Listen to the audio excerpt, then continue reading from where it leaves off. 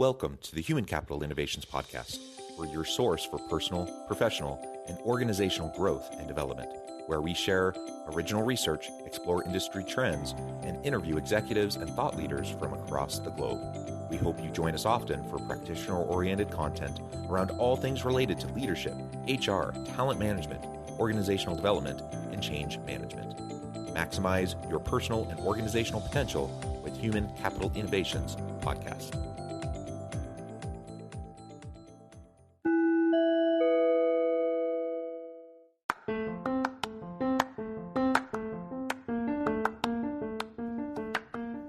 Welcome to the Human Capital Leadership Podcast. In this HCL podcast episode, I talk with Erin Marcus about learning to fall and fail forward.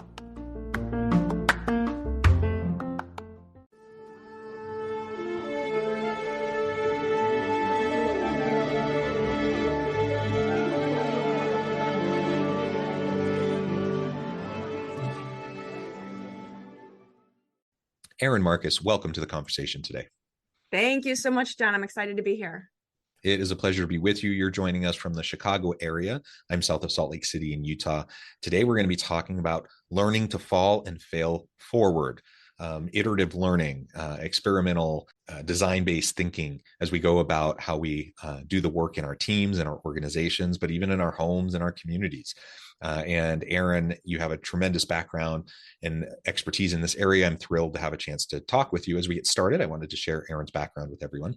Erin Marcus, founder and CEO of Conquer Your Business, is a former corporate executive turned entrepreneur, as well as a powerlifter, animal activist, tattoo enthusiast, and 5-foot badass. She has been mentoring, training, teaching, and coaching for more than 20 years and excels at helping people take action they didn't think possible, do things they didn't think they could do, and succeed beyond what they dared to dream. And I could go on, but I'm going to pause there. Erin, anything else you want to highlight, share with the audience before we dive on in? Yeah. You know, the one thing I like to point out and add, because it's something that my friends that I still call them friends that we talk about when we get to our school reunions that are increasing in numbers. The numbers are getting up there. But the gifts we have experienced as a child that we don't know were gifts. I grew up in the Chicago public school system in the 70s and 80s and the immigration waves that were happening then. And it was different, you know, things were done differently. They just threw us all in a bucket and, you know, here, get along. And I basically grew up with people from 22 different countries.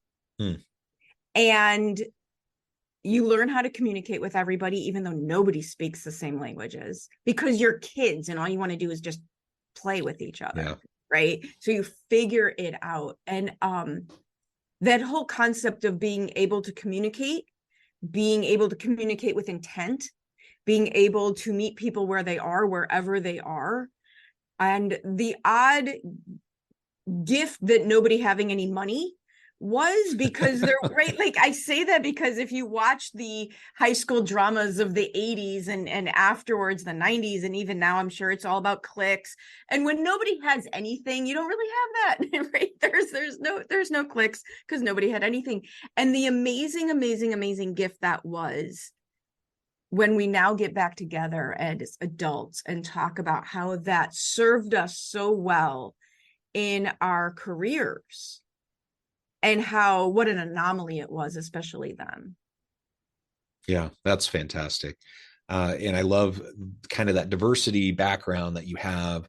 I can't say the same thing. You know, I grew up in a predominantly white neighborhood, high school. You know, I grew up in Salem, Oregon, south of, you know, just near Portland. And, but then my family moved to rural Missouri, which was even less diverse. And so it took me getting into my adult years before I really started to have that experience with difference. That has really been enriching and enlightening to me as I've gone throughout my personal life, my career, et cetera. I think that's a really important foundation. I think it leads in well to our conversation today also, because when you think about just connecting with people, when you think about working together with people, and as kids, it's simple, like you're just trying to play a game. So you're just trying to figure out how to play together. And I remember I've traveled abroad, lived abroad. I remember there was one time, this was probably 10 or so years ago, and my family had moved to Minsk, Belarus. So we were Eastern Europe, very different social political kind of landscape. My kids didn't speak Russian at all. And I think we were in the airport, our final leg of the journey, flying into Minsk, and we're waiting on that connection flight. And there were other little kids there just waiting too. It's been a long journey for them. Everyone's tired. They don't speak English. My kids are young. They don't speak Russian. But guess what? It only took a matter of a few minutes, and all of a sudden they're playing together on the floor in the airport, communicating with each other, trying to figure things out. And they don't know what they're doing, so they're messing up, right? They're messing up the rules of whatever this game is that they're having. But it doesn't matter, right? It doesn't matter, because they're just connecting with each other in genuine ways. They're learning as they go. They're building the plane as they fly it, so to speak. And that falling forward, failing fast, iterating rapidly in how you interact with other people, and not getting caught up in the failures, the things that don't quite work out, is a really important lesson. I think we often lose that. We had that as kids, and we often lose that as we grow into adults. Well, because the goal wasn't to succeed. The goal was to do a thing together. There was no label called failure, so they didn't worry about it. By the way, side note, part of my mother's family came out of that area in 1912 when they came to the United States. Interesting. I mean, you mentioned some random city in the entire universe, and that happens to be where my family is from 1912. But yeah, like, there's no label. There's nothing that mattered, right? There was nothing attached to how long did it take us to figure this out? How long did it not take us to figure this out? What were these people going to think of me if I didn't figure it out perfectly the first time? There was nothing riding on any of it except moving forward. Yeah. Wonderful. Right?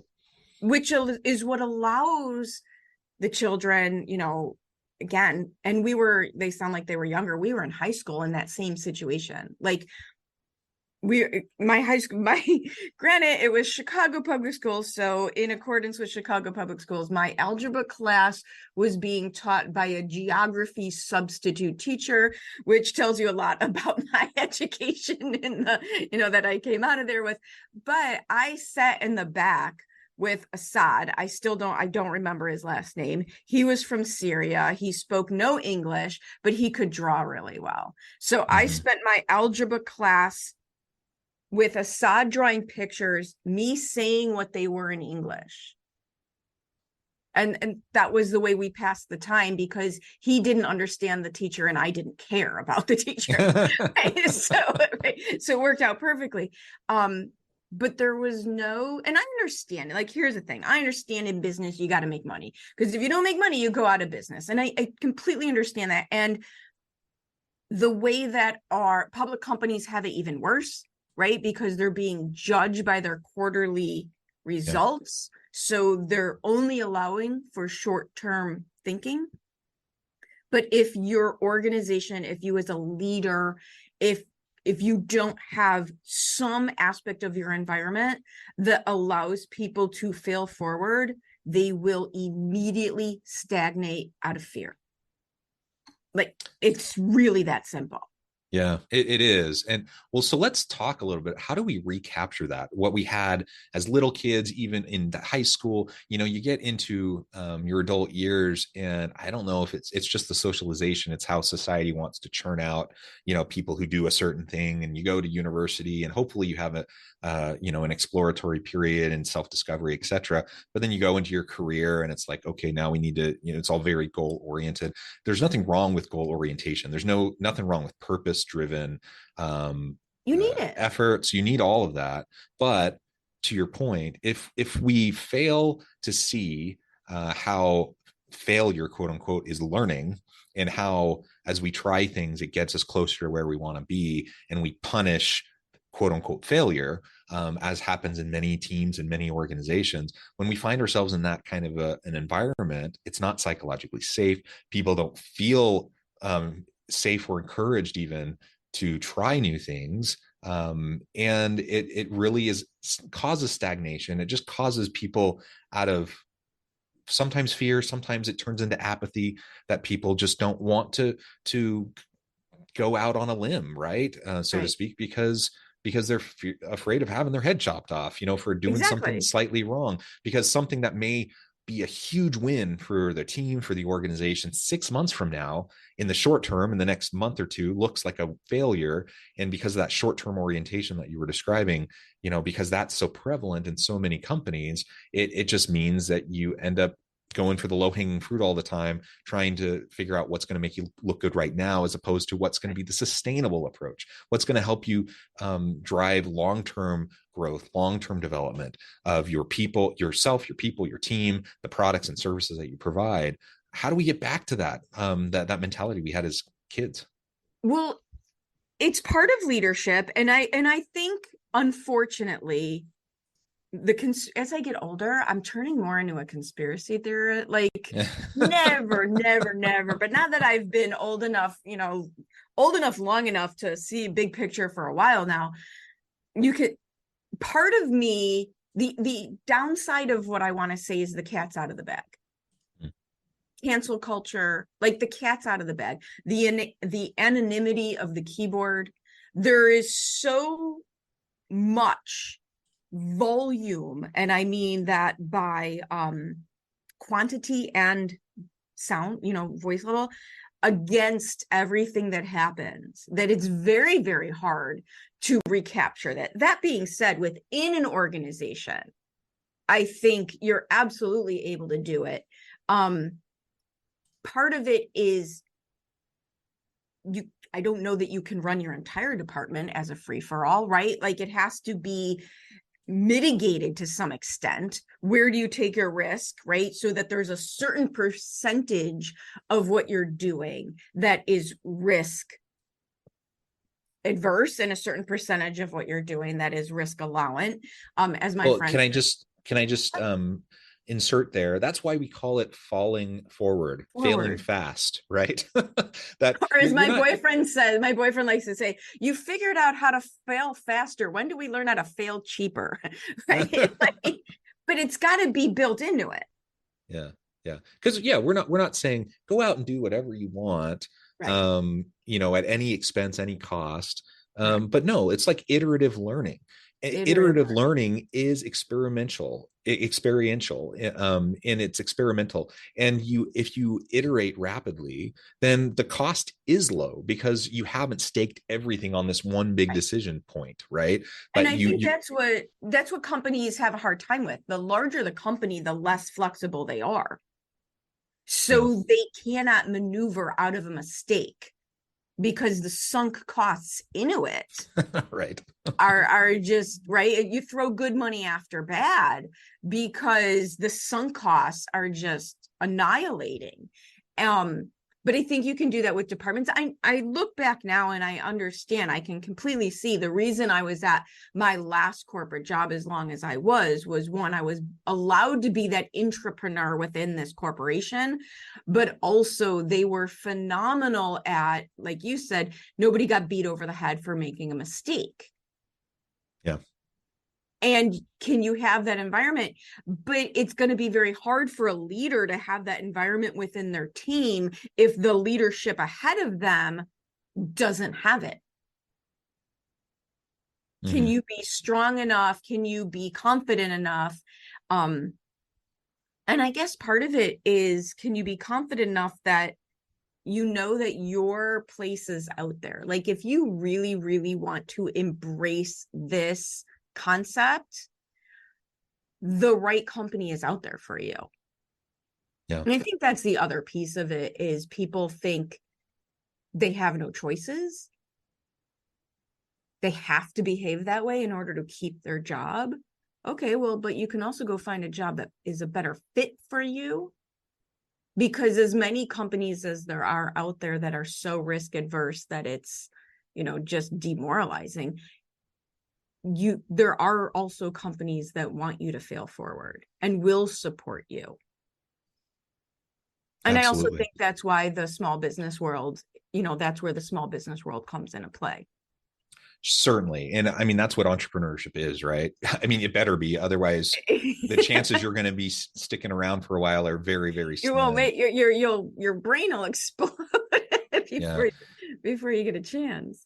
Yeah, absolutely. Well, I think all that's super helpful. And as we frame up, I think a lot about design thinking, and I think about that iterative learning process in prototyping. It's all about rapid prototyping, testing, learning, revising, right? It's all part of the process. And it's the old cliche too about, Thomas Edison and the light bulb.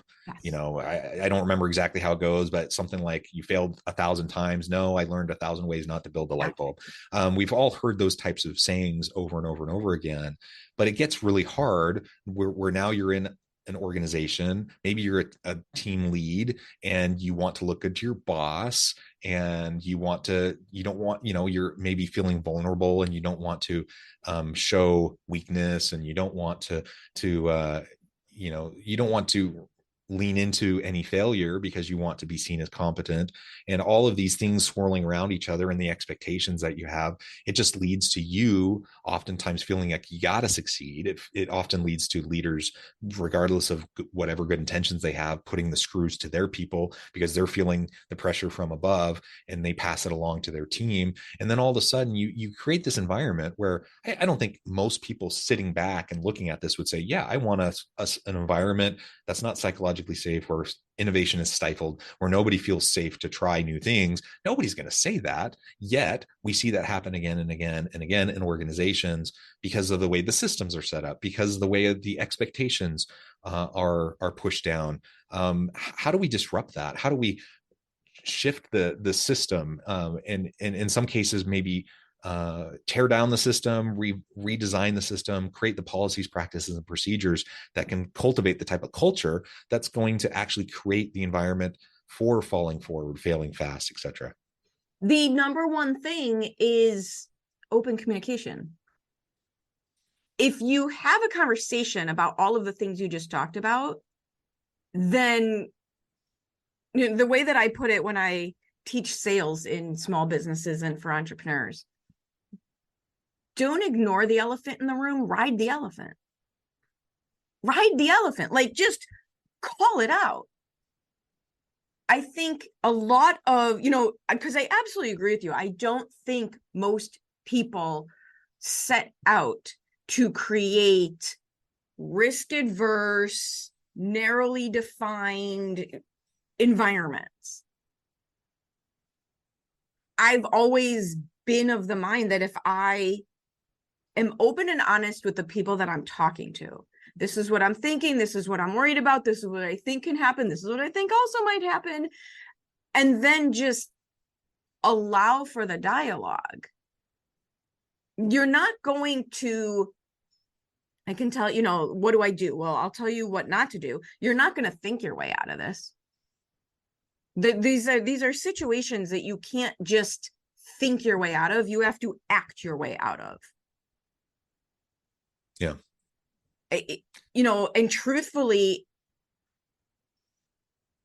from the bottom, it's not, you don't have enough power, intrinsic power in the entry-level positions to do something about this. But by the time you get to, the way that I climb the corporate ladder over and over and over again is do a good job, be very responsible, overly involved, get involved, do a good job, and work your way up to the point where you have, as I used to call them, the chips in your pocket, right? Like to play a chip, to play a card, to be so valuable to the organization that you now have a chance to say something. Like if you try to talk about this stuff, unfortunately, if you try to talk about this type of stuff when you're new, when you're unproven, most of the time it comes off as, I don't want to try, right? It comes off, I won't say, maybe lazy or not committing. But if you've worked your way up a bit, absolutely use the intrinsic power. If this is important to you and you see the benefit of it, use the intrinsic power that you've cultivated through your career to have the conversation. But what really messes up most people's conversations is their actual intention behind what they're saying. Your intention will mess you up every time. If you don't have the true intention of, wow, I want to create a better environment to allow failing forward, to create a percentage of our efforts that are allowed to be messed up in an effort to move us further faster. If instead your intention is that underlying fear, that underlying entitlement, that's a really big one. Mm-hmm, mm-hmm. If your underlying intentions don't match what you say you want, it won't work. Yeah, absolutely. And that social capital piece, the informal power that we bring with us is really important. Now, in an ideal world, I would love for us to have an environment in place already where even the newest person, newest member of the team could come in and notice something and point it out, and we could drive, healthy, constructive conversations around that thing. I would love for that to be the case. But I think we all realize that in most organizations, that's not how it works. Like, you do have to put the time into building that trust. You can't assume the trust is there. And so developing that trust over time with people is really important. And it can be frustrating too. Like, one thing I've noticed, I'm a university professor, so I do consulting work as well. But at the university, I've been here now for 15 years. I have the track record. I have the relationships with people. But guess what? There's still, especially when you talk about upper administration, the executive level teams, those people don't stay. Like, their professors might stick around for a really long time, but other leaders in the institution, there's turnover, and those people go off to other places, and there's new people. And so the social capital and the informal kind of power and influence that I've cultivated over years, I can't just assume that's automatically going to apply to this new person who's come in. I have to do a bit of a reset, and I have to help them to develop that. And that's something where I've made the mistake in the past, where thinking, oh, they'll recognize my intentions. They'll recognize the contributions I've made over time. They'll understand where I'm coming from. Some will, a lot won't. And so just playing that game and navigating that is going to be really important if you want to create this kind of an environment. Absolutely. And it's not only is it the intentions, but the ability to communicate with intent and to understand how to communicate with intent. So, for example, even at your level, you've been there for a while, you have a body of work that is supporting your opinions. But if you walk in and try to overhaul the whole thing all at once, throw the baby out with the bathwater, you're going to be met with resistance, regardless of whether or not the person you're talking to agrees with some of what you're saying or not. I think humans' brains have an all or nothing preset. Mm-hmm. They really do, right? Human brains have a preset of all or nothing. And we get frustrated when we can't have everything our way instantaneously. Yeah. And so understanding the goal of communication, there's always only one goal. Every communication you have, there's always only one goal. It's the same goal every single time: to invite somebody to take one more step with you. The place where we mess ourselves up is when we try to jump steps. When you try to sell somebody on your entire idea the first time you've met them, you're jumping steps in the relationship building. You're jumping steps in the communication path.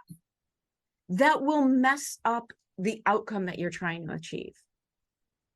It's our impatience. It's our all or nothing. A lot of times it's actually very just excitement, right? It's not all negative. It's not done out of maliciousness. It's not done with ill intent. A lot of times we're just so darn excited about what it is that we're trying to do, right? That some of us with the stronger personalities just run over everybody. Totally get it. Been there, done that. Have the t-shirt, right? It's the self-awareness to back it down a notch, to say, okay, there's a group of people. Going back to where I started with, everybody is just human, but they're all different from you. Yeah. Right? Can you recognize? I think, if I want to say, what is it that has to happen to allow fail forward? It's going back to teaching soft skills. right? And these poor kids now who lost 2-3 years of their development due to COVID. We were already on a path where we had lost teaching the soft skills of communication and leadership and how to do that. And now they just have a bigger gap than what our culture was even creating. But the soft skills of how to navigate that without running over people or fear-based or any of the other reasons that derail it, it goes back to rule number 1, connect as a human first. Yeah. Erin, I love it. This has been such a fun conversation. I know at the time I'm going to have to let you go here in just a minute. And unfortunately, we've only scratched the surface. And your latest point about the soft skills, I like to call them durable skills, whatever you call them. Yeah, let's use that word, because I hate the word soft skills. I just don't know. I just didn't have another word for it. So let's do that. Whatever we call it. I think ultimately what's really important is that we help cultivate this human experience with each other at work, at home, in our communities. That creates an environment of trust, of giving people the benefit of the doubt, so that we can propel forward in a constructive way. Giving people the benefit of the doubt. That go. We've become an increasingly polarized world, and I think there's a lot we can go back to some basics around the shared humanity that we have, like you talked about from the very beginning of this conversation today. Well, Erin, it's been a pleasure. Before we wrap up, I just wanted to give you a chance to share with the audience how they can connect with you, find out more about your work, and then give us a final word on the topic for today. Awesome. We make it real easy to find everything I'm doing. It's conqueryourbusiness.com. Podcasts, articles, you can connect with me. You can find me. I promise I'm not hiding, but if you just go to conqueryourbusiness.com, you can get everything you need. A final word, and this is really, it's this idea, and it kind of is going to sound when I first say it that I'm going against what I've been saying. But my point of view on the entire universe is that if you don't make decisions for you, people who are not vested in you get to make those decisions. I call it be in charge, but it's not being in charge, right? It's ownership. It's not being charged where I want to tell anybody else what to do. It's absolute masterclass level in personal responsibility. And however, coming from the place of humility, what am I doing to add to this situation? And so that would be my invitation. To take the hardest conversation you can have, right? An honest conversation with yourself. Where are you adding to the problem instead of adding to the solution? And where can you take ownership and do something differently that creates the outcome you actually want? Yeah, well said. Erin, it's been a pleasure. I encourage the audience to reach out, get connected, find out more about what Erin can do for you. And as always, I hope everyone can stay healthy and safe, that you can find meaning and purpose at work each and every day. And I hope you all have a great week.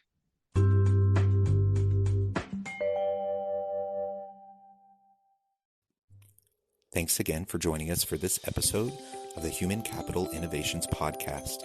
I hope you stay healthy and safe and that you have a great week.